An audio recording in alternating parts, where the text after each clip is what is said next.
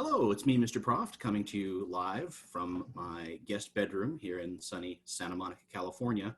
And I'm going to be giving you a quick tutorial on how to use some of the resources that we have available. Particularly, I'm going to do a tutorial on how we use Google Classroom. This is all information that I've shared with you before, but it occurred to me last night that maybe having it all in one place in one video might be helpful for you. So let's imagine that it's Monday the 17th. It's like 8:14 a.m. and you're going to log your kiddo into Google Classroom so they can start their school day.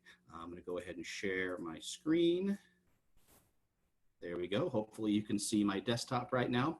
So there's a couple different ways that you can get to Google Classroom that we've talked about. The first is you can go through clever.com. That's sort of a one-stop portal that gets you to really everything that we're going to be sharing with you. I know that some of us have had a difficult time getting onto Clever, so an alternate route, another way that you can get into Google Classroom is you can just go to classroom.google.com and enter our class code, which is right there, JTCYQFP. And that should zap you over to our Google Classroom site. And let me show you what that would look like when you get there. You're going to see this. This is the opening page. So like I said, it's about 8:15 now. You need to get into that Zoom call with me and the other students. So what you're going to do is you're going to go over here to classwork. And you see there's a bunch of different resources here for you. The first one, it says Mr. Proft's Classroom, Zoom Live. So you're going to click on that. And then if you click over here where it says Launch Meeting, that will take you straight into our classroom. You won't have to enter any codes or anything. It's just going to link you right over there. I would do it, but I'm not in there right now, so you won't be able to see me. So we're going to start our day at 8:15 all together, all the students together in one big, beautiful Zoom call with everybody. After about 45 minutes-ish, you're going to break into small groups. Some students are going to stay with me. Others are going to go off and do other things. What you do and when you do it depends on what group you're in, and I'm going to talk more about that in just a second.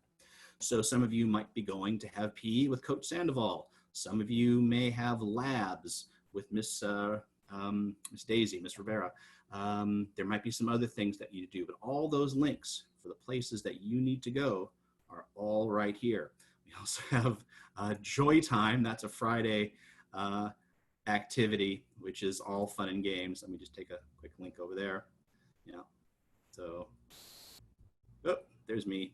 And if you hit the disco ball at the time of day, which is Friday, I think at noon, it would take you over to Joy Time, which I can't wait for. That sounds like that's going to be a lot of fun. Anywho, so these are all the different places your student is going to be going to throughout the day, depending on what group they're in. But Mr. Proft, I forgot, what group is my kid in? Well, if you go right down here to schedules, I have the small group roster right here. And if you click on that, there you go. There's a list of all the kiddos and what group they're in. So let's say you know that your kiddo is in group A. I'm just picking that at random. You could check out group A schedule. So here is what your student's schedule is going to look like. So from 8:15 to 9 a.m. Monday, 8:15 to 9 a.m. on Monday, we're all together in our one big Zoom call. Then group A is going to stay with me, and they're going to meet with Mr. Proft for a small group time from 9 to 9:45. Then you're going to have a little break. Then from 10 to 10:45, you're going to work on sort of your independent classwork, and I'll talk more about that in a second. Then there's a break time. You're going to work on your skills block stuff. If it says Google Classroom, that means this is offline. This is stuff you're just kind of doing independently. Then from 11:30 to 12, you're going to come back on Zoom. Then from 1 to 1:30, you've got your independent lab work, your math time. Again, if you're seeing that little logo right there, that means this is all stuff you're doing offline. PE, and then at the end of the day, 3 o'clock, we're all back together in our big communal Zoom call. So what your student does and when they do it all depends on what group they're in. So it's pretty important that you know what group your student's in, and we've talked about that before.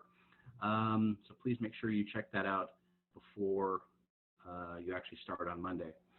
Now, I said there's going to be some work that you're going to be doing not in a Zoom call with me. There's some stuff you're going to be doing independent, and that independent work that you're going to do each day is right here under Classwork Independent. So if you want to know what you should be working on the 17th, you click on that, and here are some assignments that students will be working on when they're not in a Zoom call with me. There's their English language arts lesson. Here's their writing activity they're going to do, and then there's their math activity. The first couple weeks is all about just getting used to using the technology. So it's going to be sort of light on work and long on practice. We're going to be practicing being in the right place at the right time and good digital citizenship. Let me think, is there anything else here that you might need to know? I've also got a link on how to log into Epic. I'm going to add ABC Mouse and a couple other things there today. But in a nutshell, that is how we're going to be using Google Classroom. So your student is going to various Zooms throughout the course of the day and working on some independent work as they go. Also, if you ever see, this is a little tip. If you ever see this slide somewhere, you probably won't see it for a while, but if you ever see this slide in something, this is one of my favorite things ever. I just want to share it with you because it's one of my favorite things ever. If you ever see this slide, if you click on the aquarium, whoops, that's me. You click on the aquarium, it brings up a link to the Monterey Bay Aquarium, maybe one of my favorite places in the world, and it actually takes you to a live webcam in their kelp forest aquarium. So you might want to come out here and check on these fish, because you never know what they're up to. What's this guy doing? He looks suspicious. I don't know about him. Keep an eye on him. So make sure you're constantly monitoring the kelp forest cam in the Monterey Bay Aquarium. Okay, let's see if I can figure out how to get back to me. Oh, there I am. So if you have any questions, let me know. Remember, I said the first couple weeks is all about practicing the process of how we log in and log off. So don't worry if this is kind of confusing the first couple weeks. We're going to get this all straightened out. And eventually, we're going to be like a well-oiled machine. So thank you. And again, if you have any questions, just please reach out to me and let me know. And I look forward to seeing you guys on Monday.